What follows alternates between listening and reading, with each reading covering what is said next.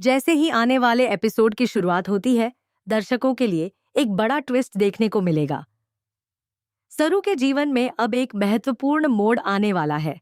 दरअसल वेद उस शर्त को पूरा करने के लिए आखिरकार वहां पहुंच चुका है, जिसके तहत उसे और सरू को मिलकर एक विशेष पूजा करनी थी। इस पूजा का एक अहम हिस्सा था वह चादर, जिसे लेकर कई शर्तें रखी गई थीं। इस चादर के साथ ऐसा कोई भी हादसा नहीं होना चाहिए था। न कोई खरोंच, न कोई फटी हुई जगह और न ही कोई नुकसान। अब जैसे ही एपिसोड शुरू होता है, हम पाते हैं कि वेद पूरी तरह से घायल है।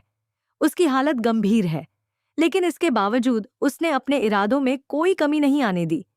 उसने न सिर्फ अपने आप को गुंडों से बचाया, बल्कि वह खास चादर भी हासिल करने में कामयाब रहा। दर्शक यही सोच रहे होंगे कि क्या इस घायल हालत में वेद सफल हो पाएगा? लेकिन वेद ने यह साबित कर दिया कि कठिनाइयों के बावजूद उसका जज्बा और हिम्मत अडिग है। आने वाले एपिसोड में दान ने साई जैसे ही वेद मंदिर के अंदर प्रवेश करता है, वहां मौजूद सभी लोग हैरान रह जाते हैं। वेद के हाथ में वह फटी हुई चादर है और इसे देखकर हर किसी के चेहरे पर चौंकती भावनाएं उभरती हैं। सबसे पहले अनिका अपनी चौंकती आंखों से सवाल उठाती है कि आखिरकार यह शादी कैसे हो सकती है।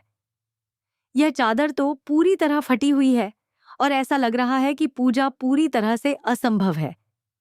यहाँ पर चंद्रकांत भी अपनी बात रखता है। वह बताता है कि चादर केवल तभी चढ़ाई जा सकती थी जब उसमें दोनों, वेद और सरू, की पूरी भागीदारी हो। यानी कि इस पूजा और शादी में केवल एक व्यक्ति का प्रयास पर्याप्त नहीं था, दोनों को मिलकर इसे पूरा करना था। चंद्रकांत की यह शर्त अब सामने आई है और यही वह मोड़ है जहां से कहानी और भी रोमांचक होने वाली है। अब सवाल यह उठता है कि वेद और सरू इस स्थिति में क्या कदम उठाएंगे। वाने लोगों के साथ दोनों के सामने एक चुनौती है, फटी हुई चादर को फिर से पूजा के लायक बनाना और चंद्रकांत की शर्तों को पूरा करना। सरू इस समय पूरी तरह से जी जान लगा रही है। वह अपने सभी जज्बों और भावनाओं के साथ कोशिश कर रही है कि वेद और चादर की सही पूजा हो सके। वहीं वेद भी अपने आप को संभालते हुए कठिन परिस्थितियों में अपनी पूरी ताकत लगाता है। आगे चलकर हम देखते हैं कि अनिका की चिंता बढ़ती है। वह चादर की हालत देखकर बोलती है कि आखिरकार यह शादी कैसे होगी। यह चादर फटी हुई है और इसे चढ़ाना संभव नहीं है। मंदिर में इसे सुरक्षित रखना और पूजा को पूरा करना अब एक बड़ी चुनौती बन चुकी है। लेकिन यही वह पल है जब कहानी में नया मोड़ आता है। चंद्रकांत अपनी बुद्धिमानी और समझदारी के साथ स्थिति को संभालते हैं। वह बताते हैं कि यदि दोनों मिलकर चादर को चढ़ाए तो शादी पूरी हो सकती है। यानी कि इसमें केवल उनकी सहभागिता ही नहीं, बल्कि आपसी समझ और मेहनत भी जरूरी है। इसके बाद दान तानशम आने वाले एपिसोड में सरू की भूमिका बेहद महत्वपूर्ण हो जाती है। वह पूरी तरह से अपनी ऊर्जा, भावनाओं और जज्बों के साथ सामने आती है। वह केवल वेद को मनाने की कोशिश नहीं करती, बल्कि चंद्रकांत को भी यह विश्वास दिलाती है कि दोनों मिलकर इस चादर को सुरक्षित और पूजा के योग्य बना सकते हैं। यह सिर्फ एक शादी नहीं, बल्कि उनकी मेहनत, जज्बा और समझदारी की परीक्षा बन गई है। वेद भी इस चुनौती में पीछे नहीं रहता। उसकी घायल हालत और मुश्किल हालात के बावजूद वह टूटने नहीं देता। उसे भी अपनी पूरी ताकत लगानी पड़ती है और यह दिखाना पड़ता है कि वह किस हद तक अपनी पसंद और प्यार के लिए संघर्ष करने को तैयार है। इस बीच उसके रूठने और टूटने के पल भी आते हैं, जो दर्शकों के दिल को छू जाते हैं। वह असमंजस में पड़ता है, लेकिन धीरे धीरे अपनी हिम्मत और जज्बे के साथ आगे बढ़ता है। चंद्रकांत भी पीछे नहीं हटते। वह एक रास्ता सुझाते हैं गीतू अनिंद्री सा हवा था, जिससे वेद और सरू दोनों मिलकर शादी के लिए चादर चढ़ा सकते हैं। यह रास्ता केवल सुरक्षित पूजा की शर्त पूरी नहीं करता, बल्कि दोनों की भागीदारी को भी प्रमाणित करता है। दर्शक इस मोड़ पर और भी उत्सुक हो जाते हैं कि आखिर यह रास्ता क्या है और दोनों इसे कैसे पूरा करेंगे।